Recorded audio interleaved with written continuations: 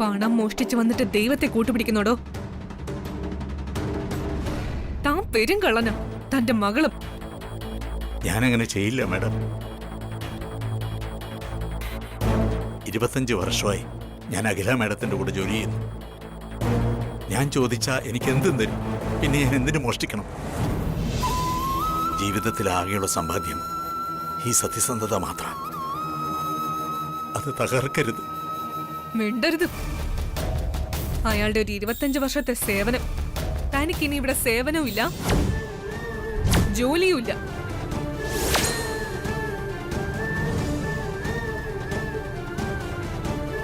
തന്നെ ഞാൻ ഇവിടെ നിന്ന് ഡിസ്മിസ് ചെയ്തിരിക്കുന്നു.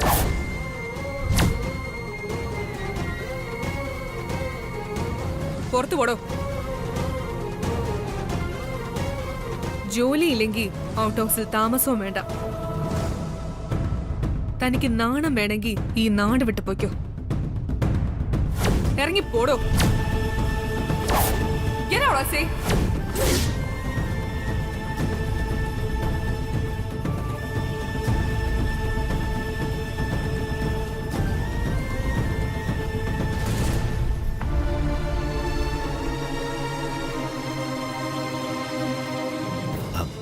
ദാസേട്ടാ, സമാധാനം ഇരിക്കേ. കുഴപ്പമില്ലട്ടോ, എല്ലാം ശരിയാവും.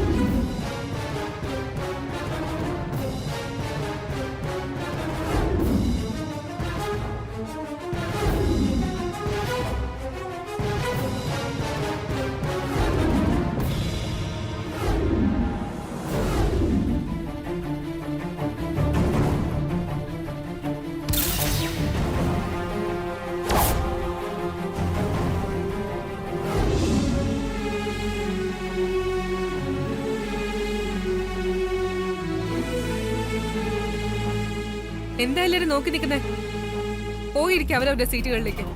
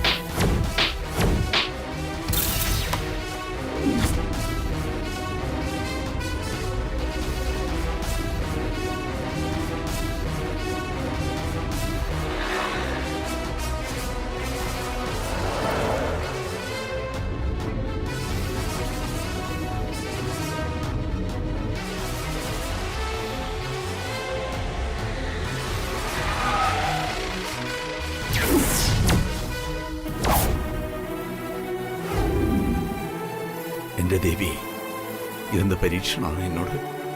ഞാൻ എന്ത് മഹാപാപം ചെയ്തിട്ടാ എനിക്ക് അനുഭവങ്ങൾ? മറ്റുള്ളവർക്ക് നോവരുതെന്ന് കരുതി സ്വന്തം മക്കളെ വേദനിപ്പിച്ചിട്ടുള്ളതല്ലാതെ ഞാൻ എന്ത് തെറ്റാ ചെയ്തേ? ഒരു മനുഷ്യനെ പോലും ഞാൻ ദ്രോഹിച്ചിട്ടില്ല, മനസ്സുകൊണ്ട് പോലും. ജീവിതത്തിൽ സത്യം മാത്രമേ പറഞ്ഞിട്ടുള്ളൂ. എന്നിട്ടും ഞാനൊരു കള്ളനായി. എന്നെ ബഹുമാനിച്ചവരുടെ മുമ്പിൽ ഞാൻ അപമാനിതനായി. എൻ്റെ അമ്മേ, നീ എന്തിനാ എനിക്ക് ഈ പാഴ്ജന്മം തന്നത്? അന്തസ്സും അഭിമാനവും സൂക്ഷിക്കാൻ പറ്റാത്തൊരു ജീവിതം എനിക്കെന്തിനാ? എന്നെയും കൊന്നൂടെ നിനക്ക്?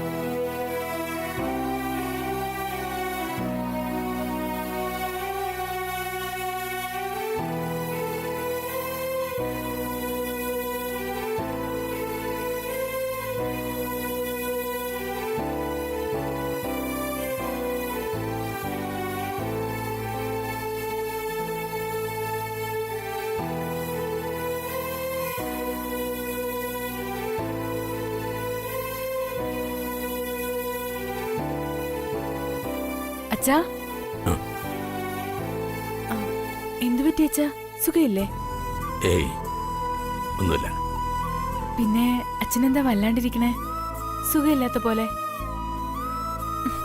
തലവേദന ഉണ്ടോ? മോൾക്ക് തോന്നുന്നതാ. എൻ്റെ മോളെ എന്നെ ഓർക്കുമ്പോഴാ അച്ഛന് സങ്കടം. അച്ഛനെ ജീവിക്കാൻ പ്രേരിപ്പിക്കുന്നത് തന്നെ എൻ്റെ മക്കളാ. പക്ഷേ ഈ അപമാനം സഹിച്ച് എനിക്കെങ്ങനെ ജീവിക്കാൻ പറ്റും? എന്താ അച്ഛാ? അച്ഛനെന്താ ഇങ്ങനെ നോക്കണേ? എന്തു പറ്റി? ഒന്നുമില്ല മോളെ.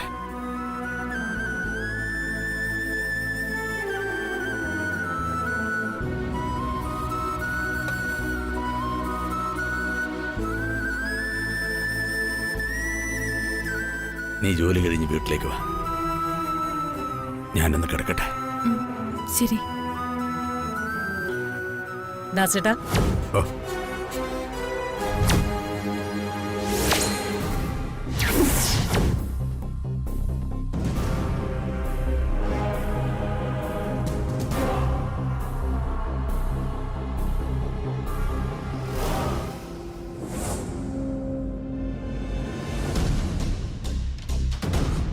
കാറെടുക്ക്. അമ്പലത്തിലൊന്ന് പോണം. ശരി മാഡം.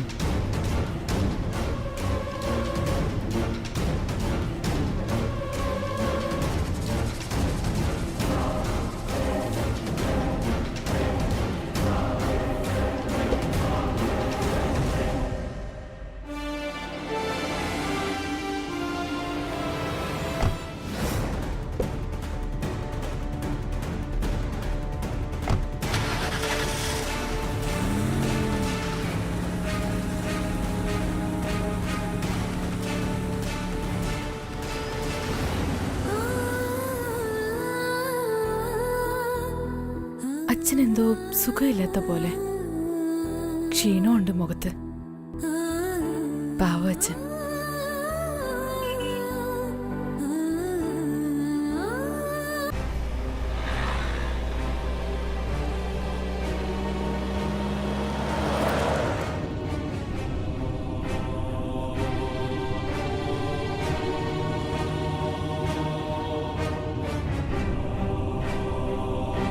ദാസേട്ടാ, മാഡം, എന്തു പറ്റി ദാസേട്ടാ? നല്ല സുഖമില്ലേ? ഒരു മൗനം. ഇല്ല മാഡം, കുഴപ്പമൊന്നുമില്ല. പിന്നെന്താ, മനസ്സ് ശരിയല്ലേ? ഇല്ല മാഡം, മനസ്സിന് പ്രശ്നമൊന്നുമില്ല. പക്ഷേ മനസ്സിലെ വിഷമം മുഖം വിളിച്ചു പറയുന്നുണ്ട്. അതങ്ങനെയാ, എനിക്കത് മനസ്സിലാവും. ദാസേട്ടനെയും കൃഷ്ണേട്ടനെയും എനിക്കറിയാവുന്നിടത്തോളം മറ്റാർക്കും അറിയില്ല. കല്യാണിയുടെ കല്യാണം എത്ര ആലോചിച്ചിട്ടും അതിനെന്താ ഇത്ര വലിയ തടസ്സമൊന്നും മനസ്സിലാവുന്നില്ല. എവിടെയാ കുഴപ്പമൊന്നും ഒരു പിടിയും കിട്ടുന്നില്ല. എല്ലാ അർത്ഥത്തിലും അവൾക്ക് യോജിച്ച നല്ലൊരു ചെറുപ്പക്കാരനെ ഞാൻ അവൾക്കായി കണ്ടെത്തിയത്. പക്ഷെ ഞാൻ കണ്ടെത്തിയ പയ്യനെ ദൈവത്തിനൊട്ടും പിടിച്ചില്ല. മനുഷ്യന്റെ സങ്കല്പങ്ങളൊന്ന്, ദൈവത്തിന്റെ കൽപ്പനകളും തീരുമാനങ്ങളും മറ്റൊന്ന്. കല്യാണിക്കുള്ള വരനെ ദൈവം നിശ്ചയിച്ചിട്ടുണ്ട്. ദാസേട്ടൻ നോക്കിക്കോ, ഇതിലും നല്ലൊരു പയ്യനെയാ കല്യാണിക്ക് വിധിച്ചിട്ടുള്ളത്. ഒന്നും വിഷമിക്കേണ്ട ദാസേട്ടാ. ഒരു നീതിമാനെയും ദൈവം ശിക്ഷിക്കില്ല. ദുഃഖങ്ങളുണ്ടാവും, പക്ഷേ അതിന് പലിശ സഹിതം സന്തോഷവും സമാധാനവും ഈശ്വരൻ തരും.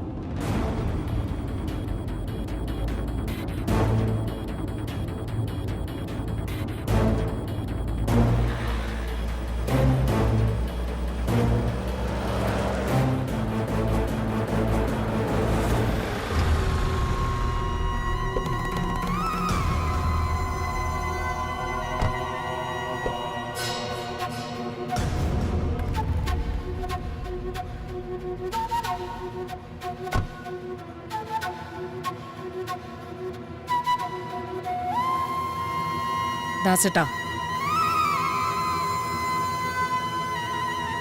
മാഡം, കല്യാണിയുടെ കല്യാണത്തെക്കുറിച്ച് ഞാൻ ഒത്തിരിയൊക്കെ സംസാരിച്ചു. പക്ഷേ ദാസേട്ടൻ ഒരക്ഷരം മിണ്ടിയില്ല. എന്താ അത്?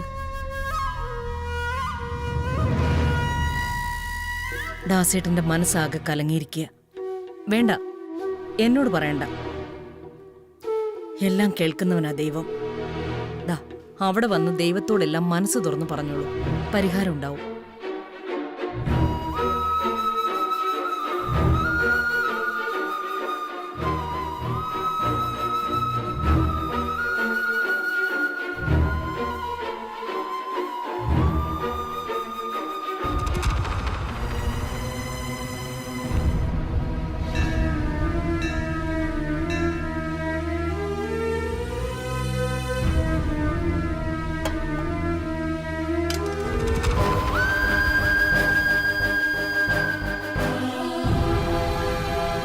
ദേവി, മഹാമായി, സർവേശ്വരി, ഞങ്ങളെ കാത്തുകൊള്ളണേ.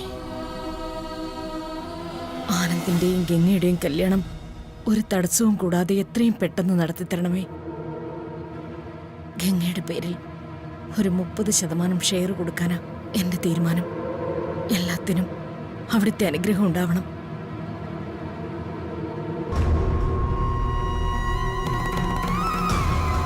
ഇതാ തിരുമേനി.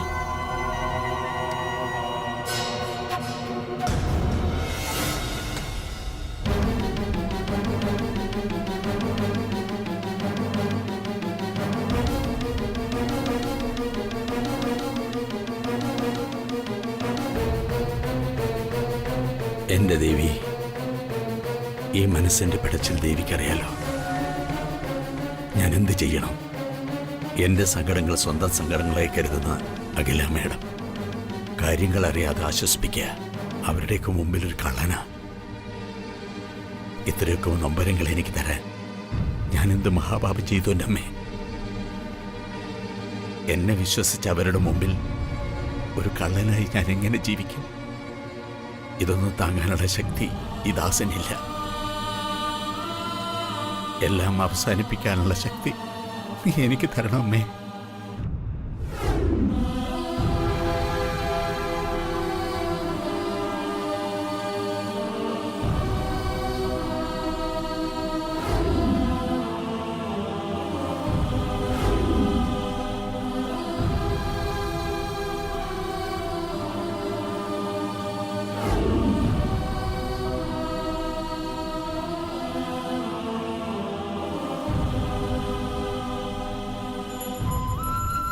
ആനന്ദിന്റെ മനസ്സിൽ എന്താ ഉള്ളതെന്ന് എനിക്ക് പിടികിട്ടുന്നില്ല. എന്റെ മനസ്സറിയാവുന്നവനവൻ. ഞാനും എന്റെ മകനും തമ്മിൽ ഒരു കാരണവശാലും ഒരു പിണക്കം വരാൻ ഇടവരുത്തല്ലേ ദേവി. ഗംഗയ്ക്ക് ഷെയർ കൊടുക്കാൻ തീരുമാനിച്ചപ്പോ അവൻ ജീവിതത്തിൽ ആദ്യമായി എന്നെ എതിർത്തു. ഇനി അതുണ്ടാകരുതേ.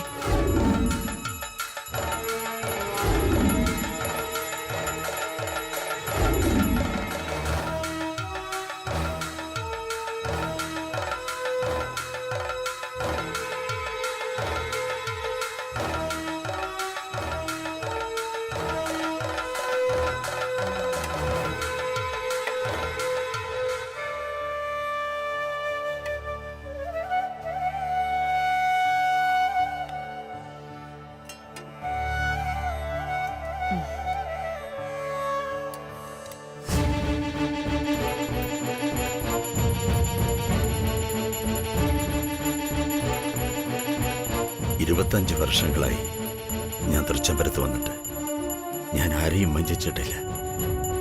ആരും എന്നെ സംശയിച്ചിട്ടുമില്ല.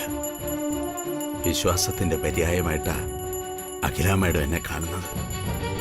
ഞാനും അങ്ങനെ തന്നെയാ ഇതുവരെ ജീവിച്ചിട്ടുള്ളത്. അങ്ങനെ തന്നെ എനിക്ക് മരിക്കണം.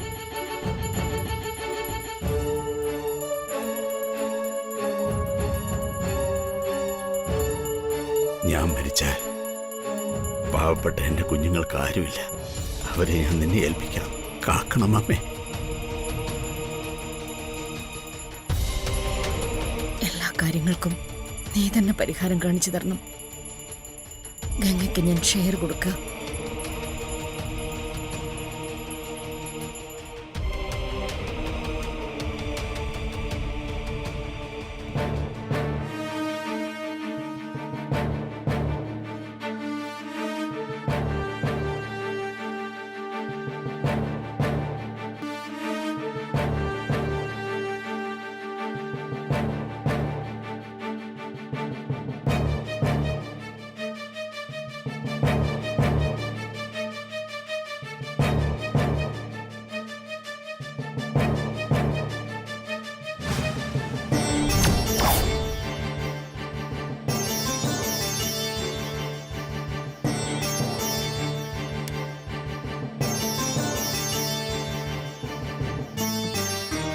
ദാസേട്ടാ, മാഡം.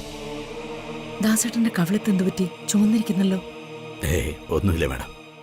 കാറിൽ വെച്ചേ ഞാൻ ശ്രദ്ധിച്ചതാ, മുഖം ചുവന്നിട്ടുണ്ട്. അത് ഒന്നിടിച്ചതാ മാഡം. ഇടിച്ചതോ?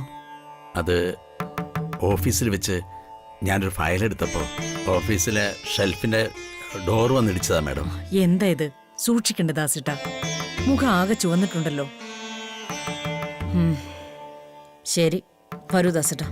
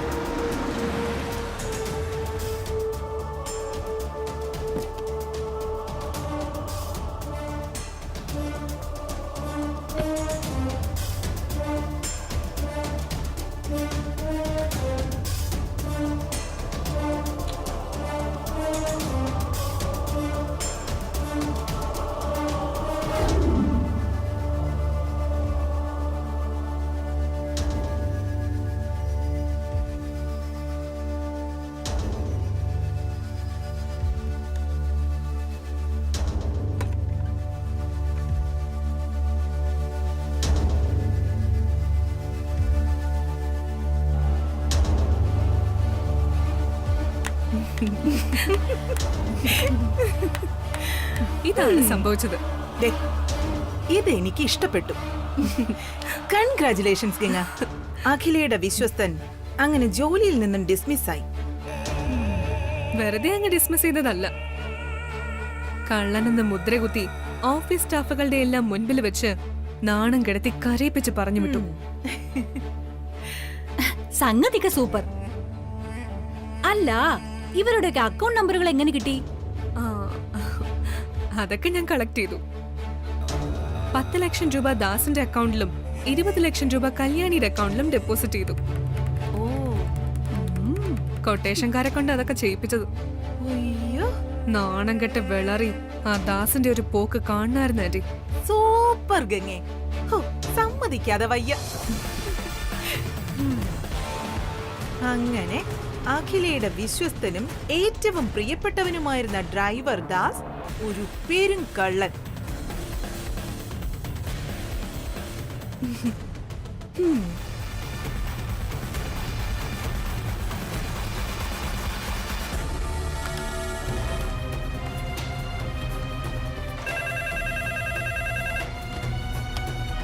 Hello sir. ദാസേട്ടനെ വിളിച്ച് കാർ ഇറക്കാൻ പറയൂ. ദാസേട്ടൻ ഇവിടെ ഇല്ല സർ. ദാസേട്ടൻ അവിടെ പോയി? പുറത്തേക്ക് വല്ലതും പോയാണോ? പുറത്തേക്ക് പോയതല്ല സർ. പിന്നെ ദാസേട്ടനെ പിരിച്ചുവിട്ടു.